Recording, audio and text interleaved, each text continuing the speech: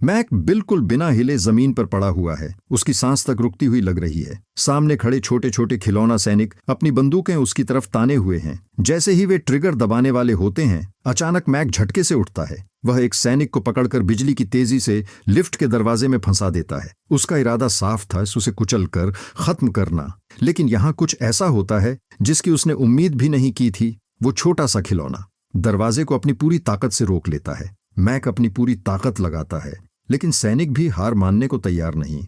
कुछ सेकंड तक दोनों के बीच जोरदार ताकत की टक्कर चलती है और आखिरकार सैनिक कमजोर पड़ जाता है।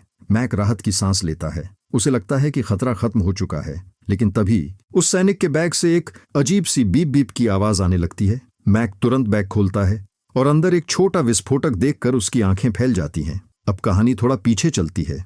कुछ दिन पहले मैक ने एक खिलौना फैक्ट्री के मालिक को मार डाला था और उस वक्त वहां रखे खिलौनों ने सब कुछ अपनी आंखों से देखा था, अपने मालिक की मौत का बदला लेने के लिए। वही खिलौने अब सैनिक बनकर उसके घर तक पहुंच चुके थे। मैक ने जब पार्सल खोला तो उसे अंदर कई खिलौना सैनिक दिखाई दिए। सब कुछ सामान्य लग रहा था, इसलिए उसने ज्यादा ध्यान नहीं दिया। वह उन्हें वहीं छोड़कर किचन में चला गया और आराम से ड्रिंक लेने लगा, जैसे कुछ हुआ ही ना हो। लेकिन तभी अचानक एक जोरदार धमाका होता है जिसकी आवाज पूरे घर में गूंज उठती है। मैक तुरंत भागकर वापस आता है, लेकिन इस बार डिब्बा खाली होता है। डिब्बा अचानक उसके पैर में तेज दर्द उठता है। नीचे देखा तो एक छोटा चाकू उसके पैर में ढंसा हुआ था। सोफे के नीचे हलचल होती है और जैसे ही वह झुककर देखने की कोशिश करता है, उस पर गोलियों की बौछार शुरू हो जाती है। छोटे छोटे हथियार, लेकिन हमला बेहद खतरनाक और सटीक।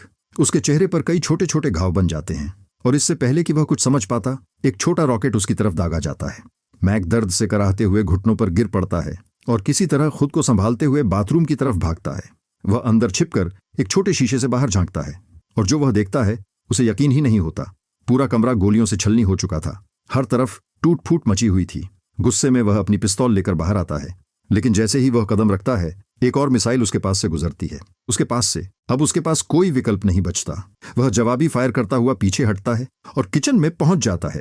वह सोफे के नीचे लगातार गोलियां चलाता है, बिना रुके, बिना सोचे। कुछ देर बाद सब शांत हो जाता है। उसे लगता है कि अब सब खत्म हो गया है, लेकिन जैसे ही वह सोफा उठाता है, उसकी आंखें फटी रह जाती हैं। नीचे सैकड़ों सैनिक मौजूद थे, पूरी तरह संगठित, जैसे कोई असली सेना हो। कोई घायल साथियों का इलाज कर रहा था, कोई नई रणनीति बना रहा था। मैक तुरंत हमला करता है। कई सैनिक खत्म हो जाते हैं, लेकिन तभी 3 खिलौना हेलीकॉप्टर उसकी तरफ उड़ते हुए आते हैं। वे उस पर मिसाइल और गोलियों से लगातार हमला करते हैं। मैक सिर तक नहीं उठा पाता, मजबूर होकर फिर से बाथरूम में छिप जाता है। लेकिन एक जोरदार धमाके के साथ दरवाजा टूट जाता है और एक हेलीकॉप्टर अंदर घुस आता है। मैक तुरंत तौलिया उठाता है, उसे हेलीकॉप्टर पर लपेटता है और जोर से जमीन पर पटक देता है। दूसरे हेलीकॉप्टर को वह निशाना लगाकर गिरा देता है। कुछ सैनिक अब भी जिंदा होते हैं। वह उन्हें टॉयलेट में बहा देता है, लेकिन अंदर से हलचल जारी रहती है।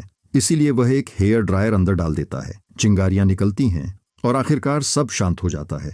मैक को लगता है कि अब सच में सब खत्म हो चुका है, लेकिन तभी दरवाजे के नीचे से एक पर्ची अंदर सरकती है। उसमें लिखा होता है, सरेंडर करो। मैक हल्की सी मुस्कान देता है और जवाब देता है, लड़ाई अभी खत्म नहीं हुई। कुछ देर तक बाहर सन्नाटा छाया रहता है। फिर वह धीरे से बाहर झांकता है और देखता है कि सैनिकों ने एक बड़ी तोप तैयार कर ली है। अब वहां रुकना मतलब सीधी मौत को बुलाना था। मैक खिड़की से बाहर निकलता है और बिल्डिंग की दीवार से लटक कर आगे बढ़ने लगता है। नीचे गहरी खाई, एक छोटी सी गलती और सब खत्म। तभी ऊपर से एक हेलीकॉप्टर उस पर फायरिंग शुरू कर देता है। मैक जवाबी हमला करके उसे गिरा देता है और किसी तरह एक बालकनी तक पहुंच जाता है।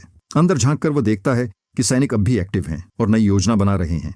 अब वह एक चाल चलता है। एक खिलौना बाहर फेंककर उनका ध्यान भटकाता है और पीछे से फायर एक्सटिंग्विशर से हमला कर देता है। सैनिक घबरा जाते हैं, चारों तरफ भागने लगते हैं, लेकिन तभी एक छोटा बख्तरबंद वाहन उस पर हमला करता है। मैक गैस सिलेंडर जलाकर उसकी तरफ फेंक देता है और धमाके के साथ वह खत्म हो जाता है। अब मैक पूरी ताकत से पलटवार करता है। आग और हथियारों से कई सैनिकों को खत्म करता है और बाकी को बेलन से कुचल देता है। फिर वह उनके हिस्सों को अलग करके ओवन में डाल देता है ताकि वे दोबारा जिंदा ना हो सके। अब उसे लगता है कि सब खत्म हो चुका है, लेकिन तभी उसकी कलाई पर तेज वार होता है। कुछ सैनिक अब भी जिंदा थे। अब वह तुरंत फैसला करता है, यहां से निकलना ही होगा। लेकिन जैसे ही वह लिफ्ट में पहुंचता है, एक स्पेशल सैनिक पहले से वहां उसका इंतजार कर रहा होता है। लिफ्ट अचानक अंधेरे में डूब जाती है और हमला शुरू हो जाता है। मैक समझ जाता है कि यह सबसे खतरनाक दुश्मन है। वह वेंटिलेशन में जाता है। सैनिक भी पीछे आता है। तभी मैक सही समय देखकर दूसरी लिफ्ट में कूद जाता है, लेकिन सैनिक भी वहां पहुंच जाता है। दोनों के बीच जबरदस्त लड़ाई होती है आखिरकार मैक उसे पकड़कर दरवाजे में फंसा देता है। सैनिक दरवाजा रोकने की कोशिश करता है, लेकिन कुचल दिया जाता है। मैक राहत की सांस लेता है, लेकिन तभी फिर वही बीप बीप की आवाज। वह बैग खोलता है और इस बार एक माइक्रोबम होता है। इस बार वह बच नहीं पाता। एक जोरदार धमाका होता है और यहीं खत्म होती है एक इंसान और खिलौना सेना के बीच की सबसे खतरनाक लड़ाई।